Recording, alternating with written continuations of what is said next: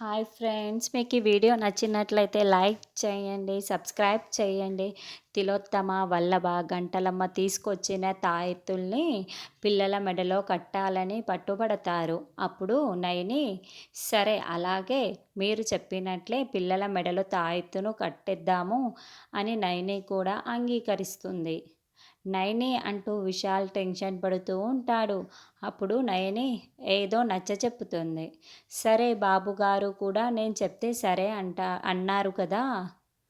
ముగ్గురు పిల్లల మెడలో ఈ తాయెత్తులు కడదాము. కాకపోతే గాయత్రి పాప మెడలో ఈ తాయెత్తు కట్టించుకుంటుందో లేదో గాయత్రి పాప ఇష్టం. గాయత్రి పాప అంగీకరిస్తేనే ఈ తాయెట్టును కట్టాలి అని నయని చెప్తోంది. అదేంటి, చిన్న పిల్లలకి మాటలు రావు, రాసి రూపించడమో తెలియదు, మరి ఎలా చెబుతుంది? రాసి చూపించడం రాకపోతే ఏంటమ్మా, సైకిల్ అయితే తెలుసు కదా అని పావనమూర్తి అంటాడు.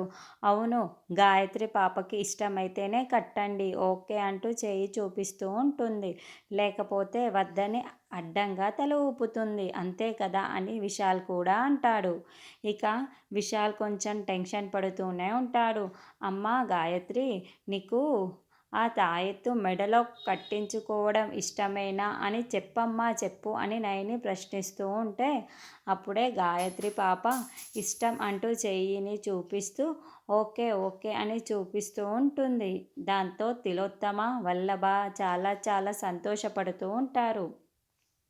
విశాల్ మాత్రం ఇప్పుడు ఆ తాయెత్తు కడితే ఇంకేమైనా ఉందా అని టెన్షన్ పడుతూ ఉంటాడు.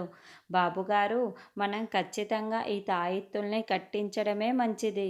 ఎందుకంటే గాయత్రి అమ్మగారి జాడ తెలుస్తుంది కదా అని నయని సంతోషపడుతూ ఉంటుంది. అయ్యో, ఇప్పుడు ఏమవుతుందో ఏమోనని విశాల్ టెన్షన్ పడుతూ ఉంటే తిలోత్తమ గాయత్రి పాప మెడలో ఆ తాయెత్తును కడుతుంది.